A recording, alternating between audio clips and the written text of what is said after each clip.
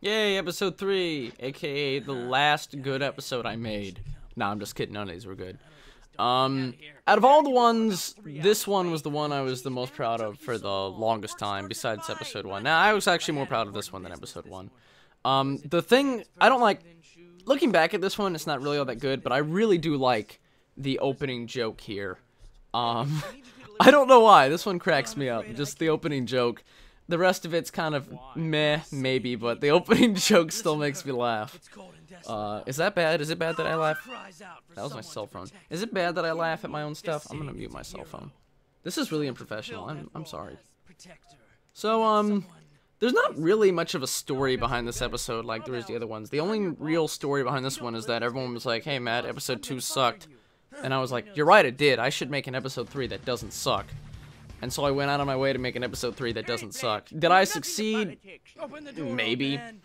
I like these scenes too. I like the scenes. I like the doctor guy. I don't remember what he was in the original. Some botanist guy. I like him. I like what I did with him. The only thing I really regret is that I didn't do him better. And that I didn't make a better ending, but we'll come to the ending when we come to it. Again, like, I don't know if you guys have noticed a trend with any of my Abridged series episodes. I make the worst endings. I always have, like, a really good startup, like, a really good go-through, and I don't know how to end any of them, so I just end them. And I think this ending in particular is maybe the worst. Like, episode 2 was all ending, episode 1 had, like, I guess, a fine ending. This one just, like, I just stopped. It's just like, oh, it's over. Oh, this is another thing I'm kind of proud of. The guys, the cops that are just like, yeah, whatever, oh, you know, I'm dying. I kind of like that, too.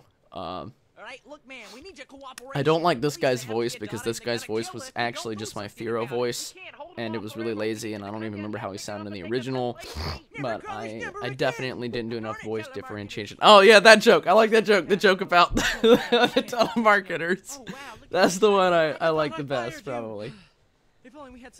But that, yeah, I don't know why I kept reusing the same shots. I don't even know why I kept this part in. This part really wasn't necessary.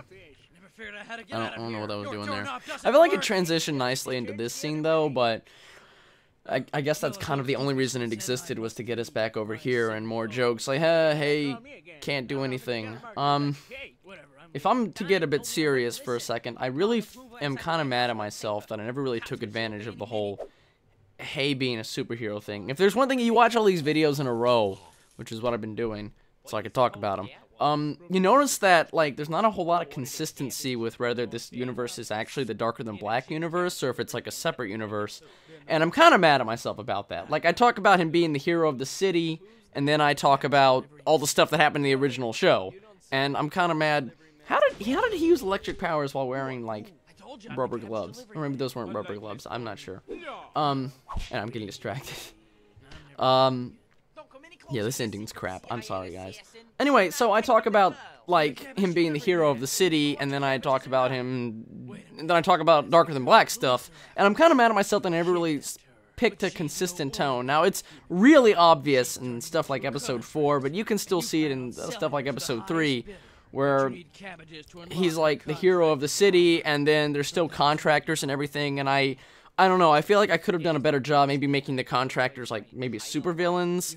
But I think it was just a major case of me literally just not knowing what I was doing, which is a trend you're probably gonna see if you watch, if you listen to these commentaries. The trend you're gonna see is I had no idea what I was doing, because I had no idea what I was doing. It's a miracle these videos ever even got made.